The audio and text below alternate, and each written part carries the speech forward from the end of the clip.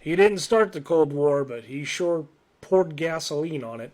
This is Joe McCarthy, and he didn't just fight communists, he made America fear itself. I'm Matt Hasquin, and I'm here to take you through Billy Joel's We Didn't Start the Fire.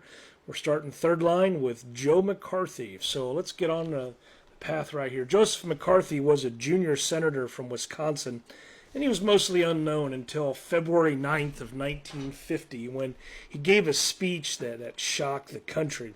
He waved a piece of paper and he said, "I have here in my hand a list of 205 communists in the State Department." Now that number would change and the list was never made public, but that didn't matter. Media ran with it. Americans were terrified of communist spies, and Joe McCarthy became a household name overnight. And this was just the start of what we now call McCarthyism, a time of accusations, fear, and just shattered reputations. To understand McCarthy's power, you kind of have to understand the context. China had fallen to communism. We had talked about that under the Red China episode. The Soviets now had the atomic bomb. The Cold War was starting to heat up, and people feared enemies within more than those that were abroad. And McCarthy, he fed off of that fear.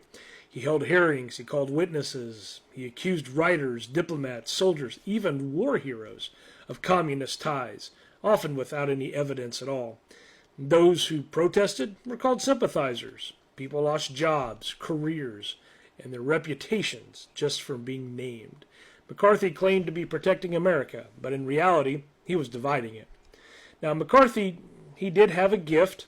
He knew how to manipulate the press, manipulate the headlines. He'd leak accusations to the press, knowing they'd run the story before the facts could catch up to it. He understood the power of television before most politicians did. But behind the bluster, his investigations were just sloppy.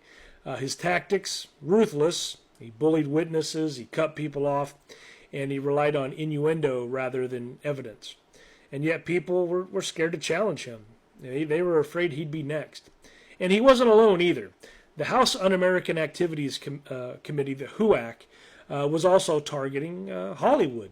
And the Hollywood blacklist kept writers and actors out of work for years. And McCarthy didn't just chase communists, he created a culture of fear. But eventually the public saw through him. In 1954, McCarthy made his biggest mistake. He went after the U.S. Army and accused it of harboring communists. And this triggered the now famous Army McCarthy hearings that were televised live. And for weeks, Americans watched him bully and bluster and then unravel. And then came the moment that ended it.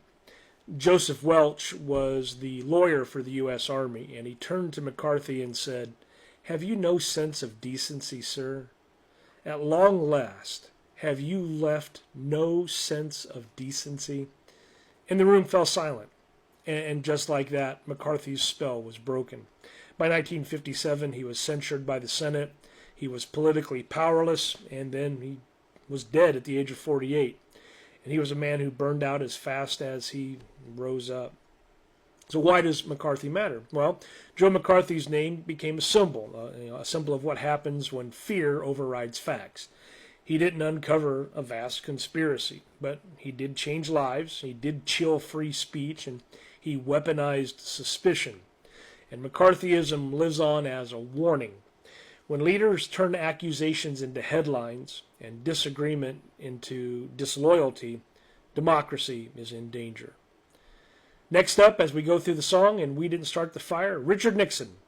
He's got a tie here to Joseph McCarthy. So follow to keep uncovering the truth behind each one of the lyrics in the song, and that's Joe McCarthy, Things You Should Know by Being Alive.